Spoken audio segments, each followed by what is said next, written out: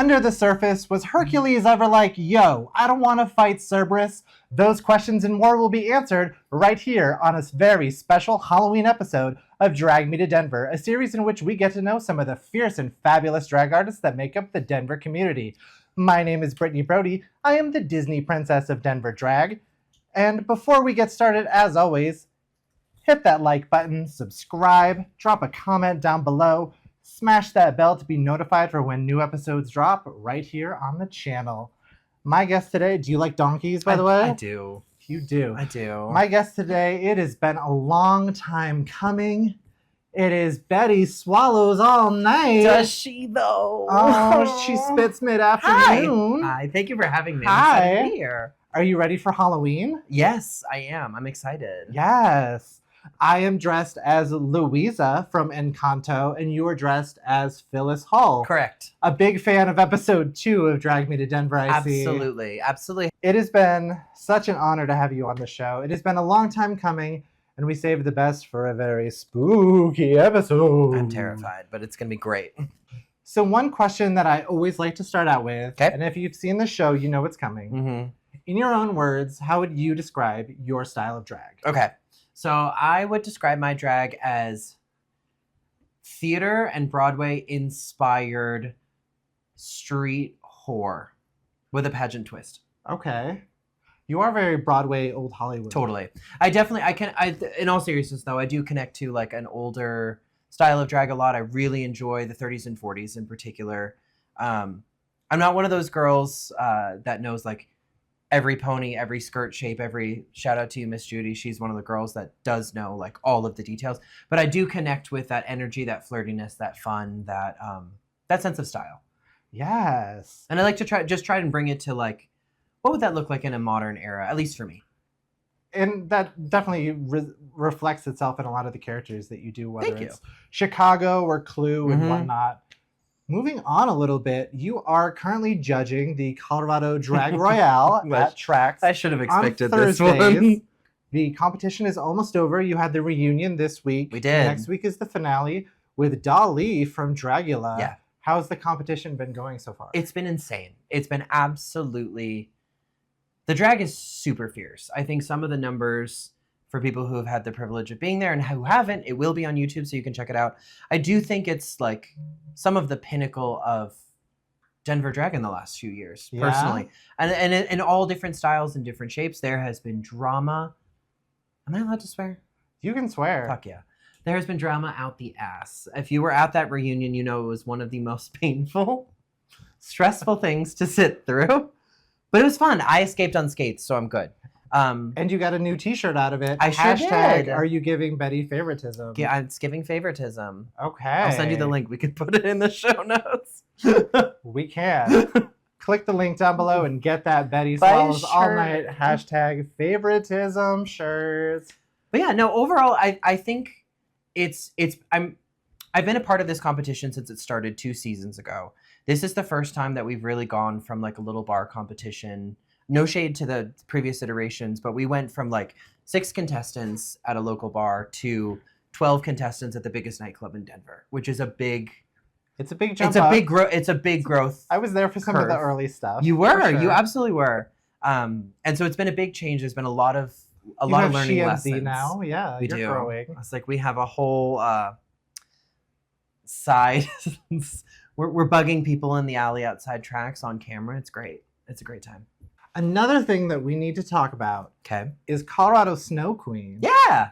You were, and please fact check me if I get any of this wrong. Totally. You were the 2023 Correct. Miss Colorado Snow Queen. Yep. You are the 2024 first alternate. Correct. And if I believe a Westward article I saw is true, you bought the Colorado Snow Queen pageant. That was in Westward. It was in Westward. Oh fuck yeah! I need to go find this out. It's news to me. Yeah. No. So tell me about, for the people at home that don't know, what is Colorado Snow Queen? Absolutely. And how has this pageant changed your drag? Totally.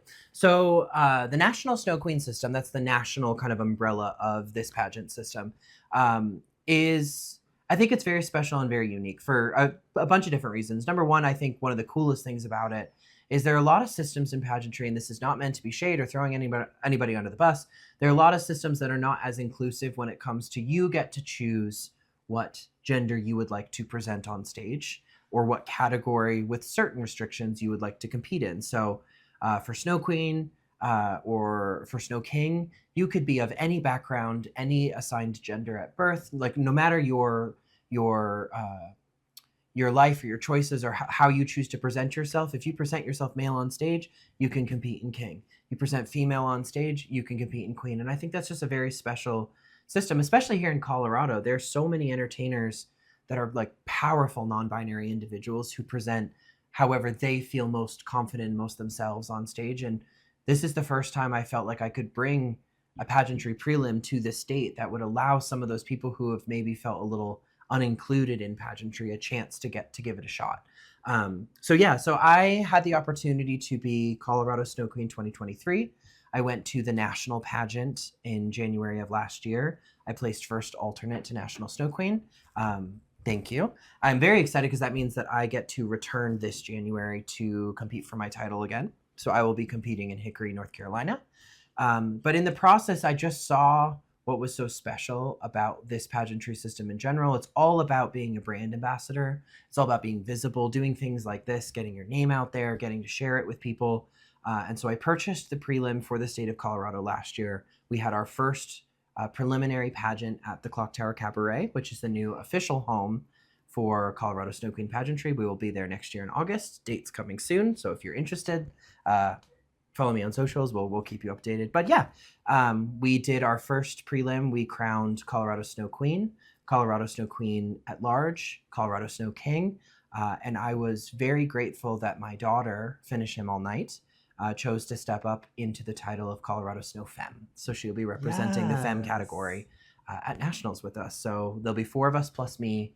And then I think a few of our first alternates will be joining us, but some of them are still in the process of getting themselves prepared, but I know that our court will be there. And that's so exciting. And I love all the inclusivity that you bring to that competition as well. And even just like buying a pageant, that has to be so stressful. It is stressful. I can't even imagine preparing that kind of burden. Preparing for that preliminary pageant, especially because I wanted it to go.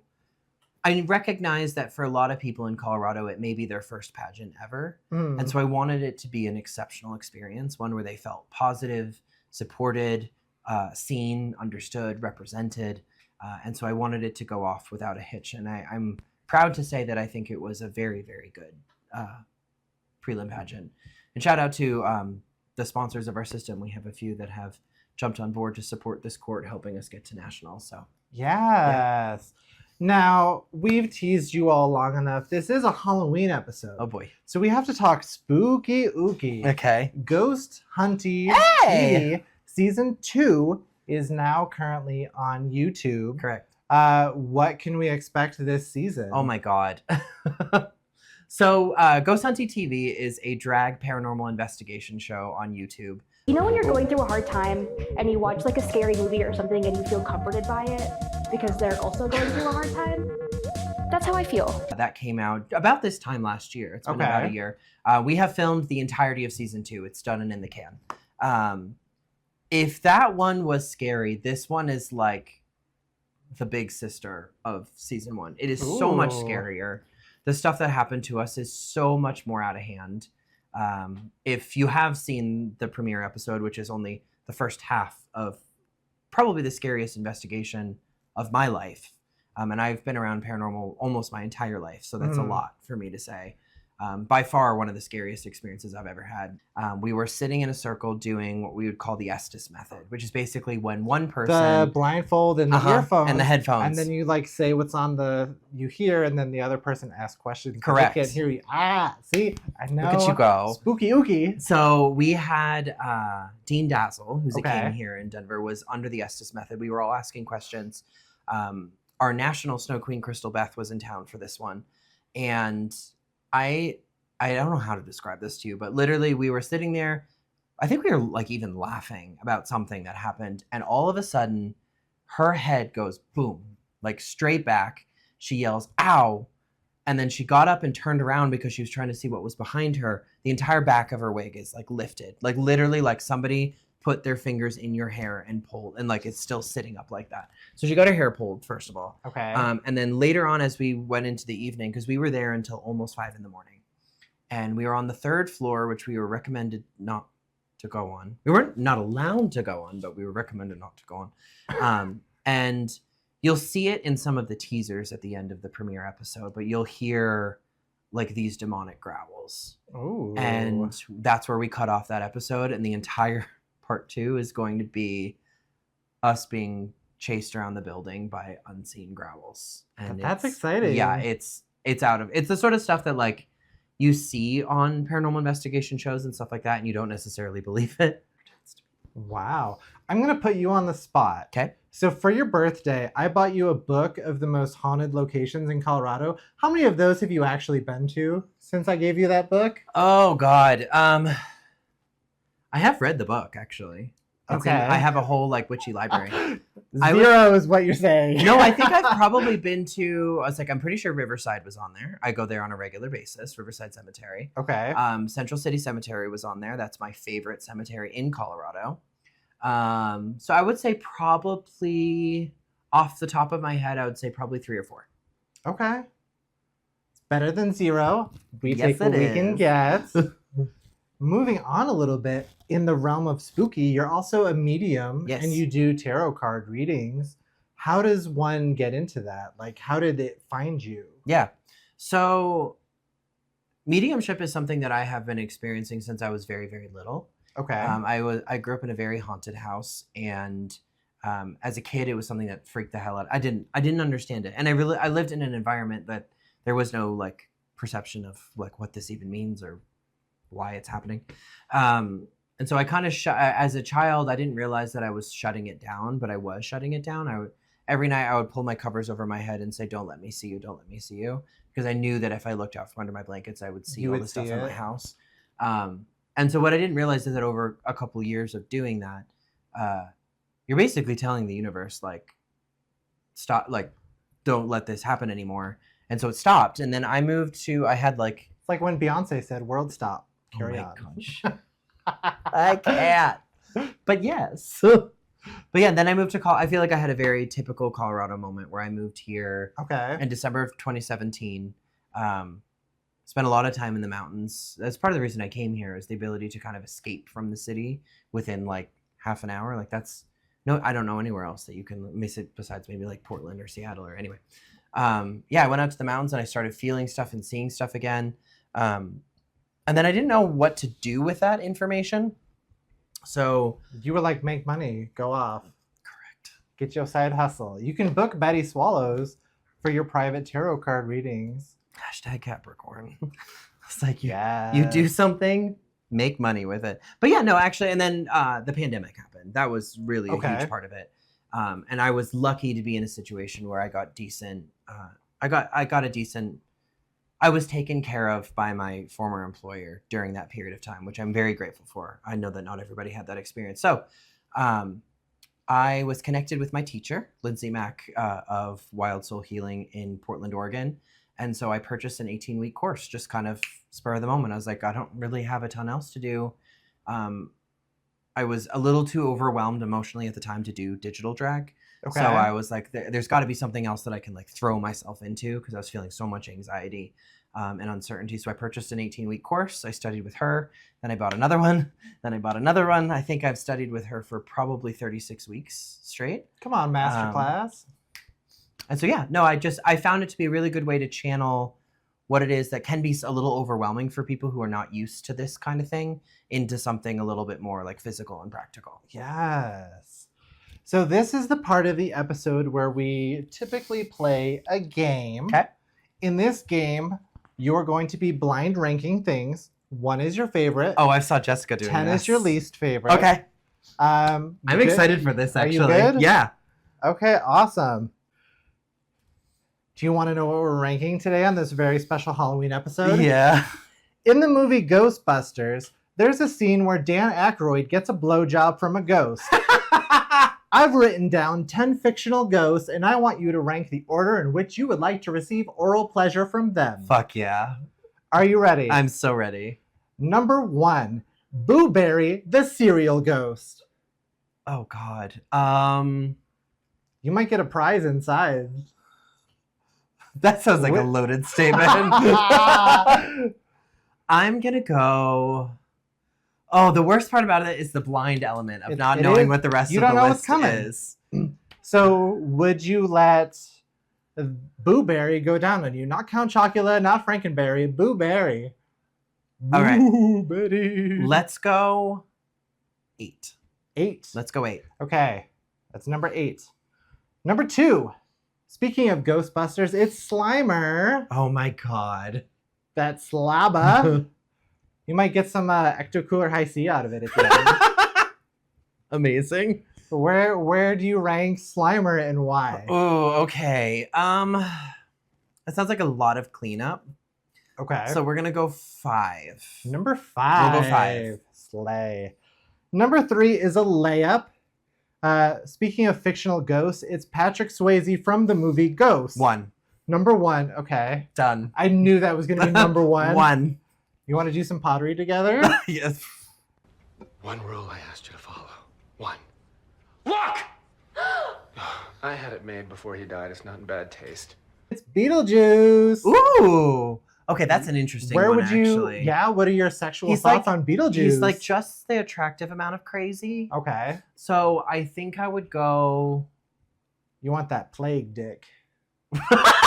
Is what you're saying? That's a lot. That's crazy. That is crazy. You could be the Dolores.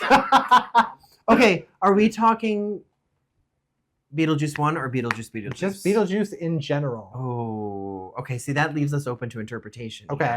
All right, let's go number 4. Number 4. Let's go number 4. Okay. Number 5. We're already like halfway through this game. It's Okay. Casper the Friendly Ghost. 10. That is a child? Yes, And that should be correct. dead last. But Devon Sawa's first role. I was like, we should Come on, probably kick Scream me off King. of this show if I said any less Absolutely. than 10. But it has the word ghost in it, so it's on the list. I know, it makes perfect sense. Work.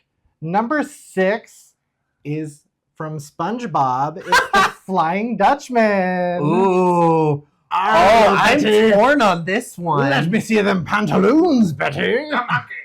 We did 1, 4, 5, 8, and 10, right? Sure. I'm pretty sure that's right. Yep. Let's go 3. 3. Yeah. Wow, ranking that one a little bit high. Yeah, let's go.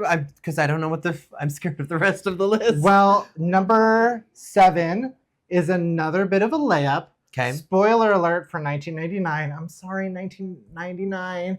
It's Bruce Willis from The Sixth Sense. Oh. He's dead. He's a ghost. Oh. Would you let? 2. I think his name's Malcolm in the movie. 2. Yeah. 2. Absolutely 2. Wow. That movie is Okay. amazing. Do you know, actually, I watched that movie.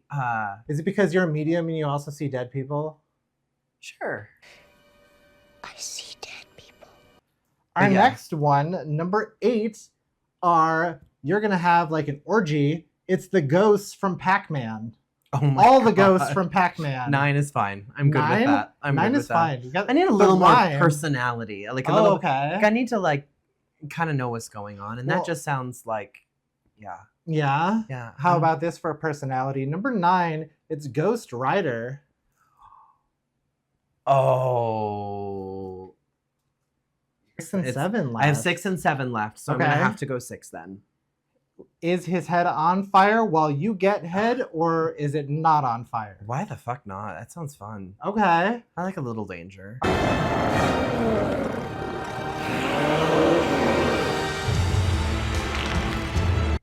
Okay, so you have number 7 left. Correct. So by default, our number 10 ghost Mm-hmm. is Space Ghost Coast to Coast.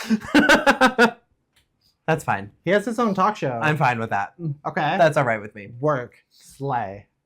Are you... I'm gonna need you to like. Are we gonna have like a list on screen? Oh, absolutely. Work, because I'm excited to go back and look at this, and switch. I probably change my decisions. Nice. Moving on a little bit away from the spooky ookiness. Okay. So you think you can drag? Oh yeah. It is a competition for up-and-coming drag artists, and they compete all month long, battle it out for the crown. So You Think You Can Drag come about, and how has it evolved over the years? Yeah, so You Think You Can Drag began in January of 2019. Okay. At a bar here in Denver that unfortunately is no longer here. It was called Pride and Swagger on 17th in Pennsylvania. It started because when I first moved here in December of 2017, that was the first place I went when I got, like, literally the first place I went. My old apartment was literally in the building behind it. Okay. And I live for a dive bar. I live for like a neighborhood bar. I love that place where you can go to where like the bartender knows your name. Yes, I'm quoting Cheers. You do want to go where everyone knows your where name. everyone knows your name. Yeah. And like you can go on a quiet night and sit at the bar with somebody and you can have a conversation like a good friend, especially when you first move to a new place and you have like not a ton of community or friends or whatever. So that's where it started.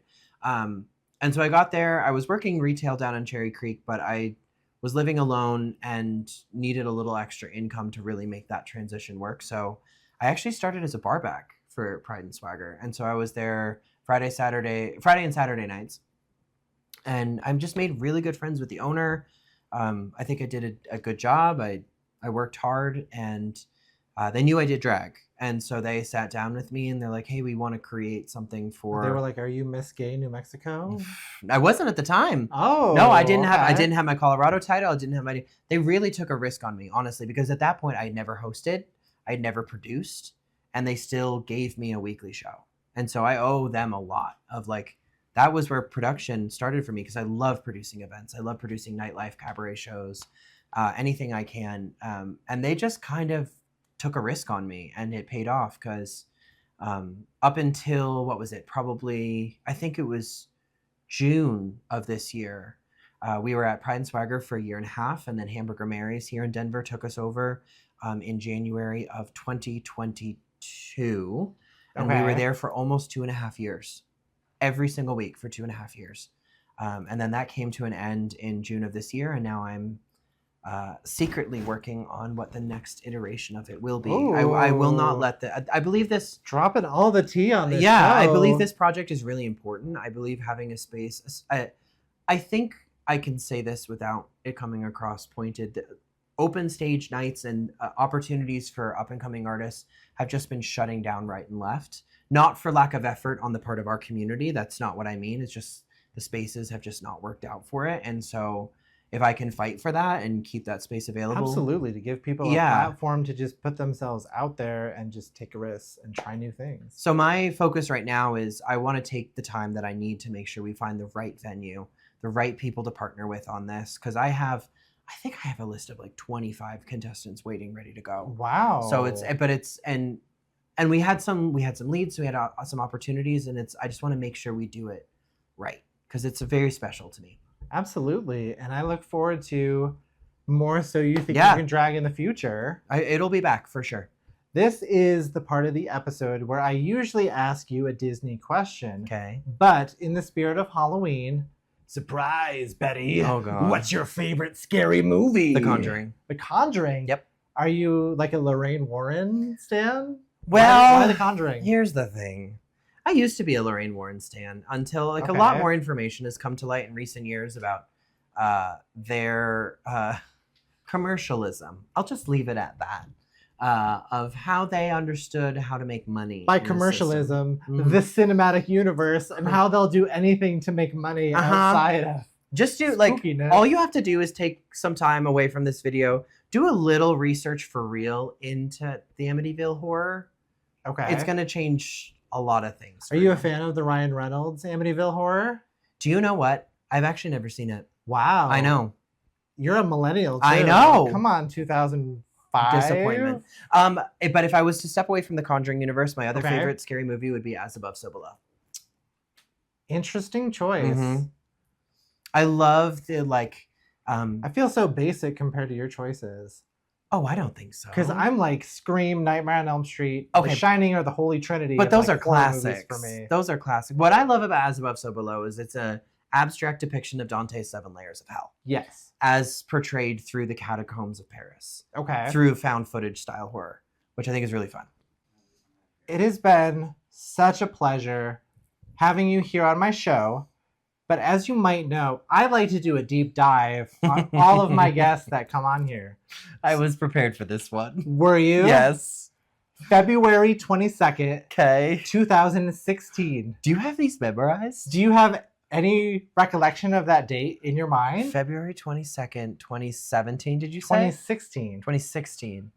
Because on that date, you posted this picture dressed as Kesha, My weird uncle. hanging out with Katya. Yes! Please explain what is Okay. happening in this photo. This was a really, really fun night. Okay. So I lived in Boston before I moved here. Okay. Katya was one of the resident queens at Jacques Cabaret, which is one of our like smaller. I live for it though. If you're anywhere near Boston, go to Jacques Cabaret. It's so much fun. So she had been on Drag Race at this point. I think she Okay, had so done. this was after season 7. Yes. Okay. So she was in a band at this point. Really? I don't know if anybody knows this. I forget the name of the band, and I feel terrible about it. And Katya performed? Uh-huh. Wow. So we actually, so it was in the basement of Jacques, because Jacques has 2 floors. They have like the cabaret lounge upstairs, and they have a bigger club downstairs. And so everybody in Boston who was performers, we got emails that they were filming a music video for Katya's band. Okay. And so I came in drag, and we. Why were you dressed like Kesha, though? So she wanted 80s. And so I just. And you were like... Well, Kesha? I don't know. I just found that lightning bolt. I thought it was fun. I thought it was Okay. different. I'd never done it before. So it was more David Bowie than Correct. Kesha. Okay. So we had that. We did Work. that filming first, and then we were at Candy Bar, which, I miss Candy Bar so much. And so she was there for that too. And so we have videos of us. I'll send it to you if you want to include it. Where back at that point, we were hanging out a lot, and so she would always call herself my weird Uncle Francis. And I have a video of her saying, "Hi, it's me, Katya, your weird Uncle Francis." I'll send it to you. But that's what that was. So we were. That was a really, really fun night. I got obliterated, and it was wonderful. So February 2016 was the moment. It was for a you. moment for sure. Yeah? For sure. It was looking back on it, I'm like, come on, we can do better makeup than that. But it was different. It was fun. I need a hit of acid. I watch a lot of RuPaul's Drag Race. Okay. And one thing that RuPaul always likes to ask toward the finale, what advice would Betty Swallows Alnite Mm-hmm. in 2024 give to little 8-year-old Jeremy, Oh my God. who was fresh off of playing Percy Yes. in The Miracle Worker? Correct. That's a play about Helen Keller and Keller. Anne Sullivan. Water, Betty, water. Oh fuck. We're gonna get emotional. No, we're not. We're good. We're good. So we're what good. would We're you good. say to that little 8-year-old boy? I remember that. It's probably that photo is probably one of the clearest You would photos say, that I "Keep remember. auditioning." Facts. What I remember the most about that is, and what I would say to that person is, there's some element of you that already knows that you want to and could be a star. I think that's what I remember from that photo the most, is there was something in that young individual who knew that there was star quality in them. And I also knew that I was unique to a lot of people around me. Okay. I would say to not let the circumstances that you're in, the people that you're surrounded by, determine your value and your light. Like how much light you want to shine in the world. And I get that there's some elements of that might be a little bit cliche, but that was a very, very special moment in my life, for sure. That was the first like fully produced staged production that I was really a part of. I was a child in an adult's play, but it was, I will remember that moment for a long time. And I think it's actually really cool that you chose that, to be honest with you. Yeah. That was a very special moment in Betty's and my life. And you've come so far The- since then. that. You Very should be that. really proud of the person that you've grown into. Thank you. Betty, you are one of my favorite people. So for those at home who don't know, what shows do you have coming up? What do you got to promote? Where can people find you on social media? What's all the tea with Yeah. Betty? Okay. So actually, I do have some announcements that I Okay. suppose might be the first time that they're coming out on this. Oh, to mic be drop. honest with you. Oh, let me So, put that up for you. We have actually formalized an official partnership between Denver Suite and Colorado Snow Queen Pageantry, which means that going forward, we have about 4 shows a month happening at Denver Suite, featuring not only my contestants, my formers, And there might be another weekly show coming. Ooh. It's not So Think You Can Drag yet, but we might so have you know you can drag. So literally. So we might have another weekly show coming either later this month or first thing in November. Okay. But I think those are the big ones for me. We obviously have the finale of the finale this week. Yeah, that'll be on Wednesday, so it might be today. Depending on when this comes out, it might be today. Get your butts down to tracks. But yeah, no, please follow along both on my socials and on Colorado Snow Queen's socials. And what are your socials? So I'm at on Instagram, I'm at Betty Swallows Alnite. On Facebook, I'm my boy name, Jeremy Haig. I'm not afraid of it. It's fine. But then please also follow at Colorado Snow Queen Pageantry. I run that page representing our system. Yeah, I would love to see you all there. Before we go, Betty, here, have a donkey. For the road, and I'll take a donkey with me. If you like what you see, hit that like button, show a little class. I'm not saying that you don't have any class, I'm just saying show a little class. Hit that like button so the channel can grow. Drop a comment down below, subscribe, smash that bell to be notified for when new episodes drop right here on the channel. This has been a very special Halloween episode of Drag Me to Denver. My name is Brittany Brody. This is Betty Swallows Alnite. Bye!